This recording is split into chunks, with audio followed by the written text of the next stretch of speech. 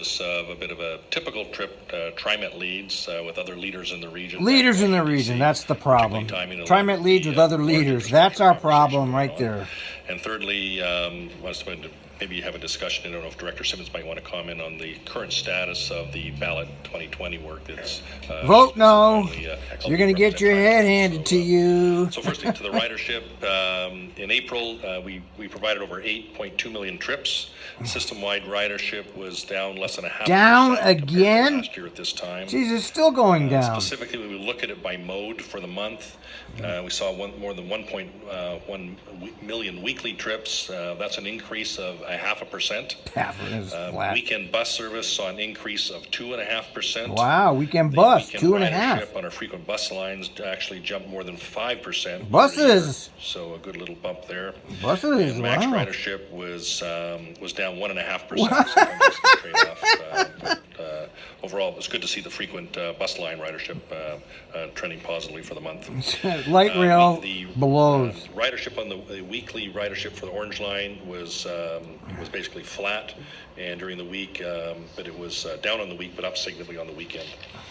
West continues to be the challenge, as we even spoke about. Yep, you're stuck with that white elephant for 20 years. Comparing year over year for the month. God damn. Again, the long-term trend is caused by employment changes in the corridor, and I do think while we try and manage it with communications and marketing programs, I think we have to take a long-term lens here and see, in fact, how the Southwest Corridor, once that gets in place a number of years out, how in fact it contributes to opening up a valve. If you think it's going to get done, you don't even know it's going to get done. You con man. We also took a deeper dive and looked at ridership over the last 5 years. The longer trend overall, like most trends in these seasons nationally, but a far lesser extent here, is losing ridership to different demographic changes. Yeah, because it sucks. Fuel prices were starting to move right, up. There's always an excuse for your failure at providing decent public transportation for people. For sure, typically, most agencies. And of course, we're also seeing impacts of our TNCs. And also, I think we're seeing the benefit of some of the communities who've around the regional council centers. Some of those great work in Gresham and others which is actually a good thing for the region. So, anyhow, we do believe overall the ridership is basically moderating, and as we continue to put expanded service out, we'll see some of that catch up. It means it's not sliding, you have to put the but it is out sliding. The supply side first before the demand can get maximized. So. Oh, you mean you cut your own throat, right? Yeah. Still, I'm encouraged on the longer-term picture. Yes, sure you do. Of course in terms of the recent trip to Washington, D.C., we have what's called the JPAC trip for those listening at home. That's a Joint Policy and Advisory Committee coordinated by Metro. This year we had about 30 people on the trip. 30 people go to Washington on your dime.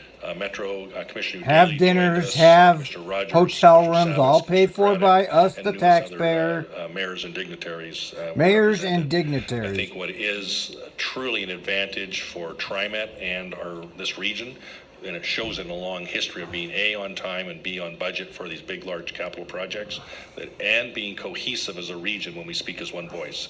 A lot of other folks who spend time in Washington do not take the approach that Trimet does. I think it serves this region and Trimet extremely well. What do you know? You're Canadian. You just got here. Delegations of Senator Merkley's, Wyden, Blumenauer, and Schrader. We're also very fortunate, unique timing, that we got about 45-minute meeting with the second in command to Elaine Chow, Jane Williams. Elaine Chow, very kind of her time with us and had a very robust conversation on Trimet. Elaine Chow is Mitch McConnell's wife. The changing of the industry, and some of which we spoke about at the TSCC hearing earlier this morning. Another hack. Hacks with hacks. We did express our deep appreciation for their allocating the funding, the $87.5 million, most recently for the Division Transit Project. Yeah, great. Another wasteful project. And some other forms of social media and media coverage to show the appreciation directly from Trimet to the FDA. He wants to kiss Trump's ass, is what he's saying. Successful. One of the things we heard in D.C. and to continue home is that more transit's needed, not only to keep the region competitive, to maintain the quality of life we enjoy. Maintain the quality of life. Something clearly what we a should bunch all of be fighting for this. The Southwest Corridor is a key instrument, one of the next big projects. Yeah, we know you all want that. Did update them on and it's not going to do anything for anybody except the people involved in getting money from it. Yeah, maybe you'll save 10 minutes during rush hour from the and bus. I think one of the items that was Complete timely waste. there was a meeting with Peter DeFazio. And ironically enough, our meeting was 8 o'clock in the morning. Just prior to the late afternoon meeting, he had directly with the president. Oh, the president! Very The timely president! on the discussion you may see you'll play in national news and locally here. Hacks with hacks. Yes, that's trillion dollar type of discussion. Trillion. Think of the money. $1 trillion in your pockets, man. Starting with it's not coming to us, the citizens. It's going to you guys. We'll have to watch that. You get to take the that's trillion. On top of the existing. If it ever actually shows up. So deployment and funding will be key issues related to this. So I don't know if Director Simmons, is there anything you wanted to add on the Metro ballot? Let's hear what she has to say. But, just a couple things. Sure. First of all, I'm one of 30 task force members, and 30 been quote meeting, leaders. A couple times a month. We have a meeting tonight, and the leaders are going to tell us, so it's good for us. Looking at all the corridors within the. Look at all those corridors. Think of all the engineering, all the planners, all the bureaucrats, all the construction contractors. Money, money, money. That have the greatest impact in terms of equity, environment. There it is. Equity, transit, environment, all the little buzzwords. Aspects. Yeah, right. There's equity in Portland. Are you fucking trying to... What a joke. That Metro has out and that's going to be available until June 30th. That is...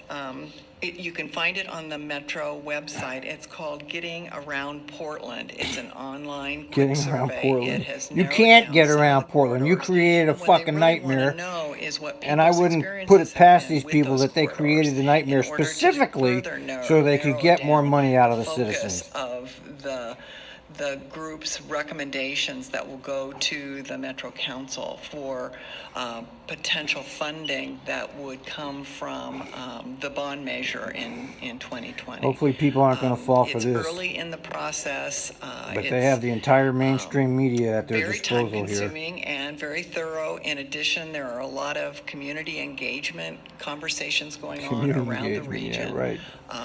And just to state, they know that you can also 99.9% of the people don't have the slightest idea about any of this.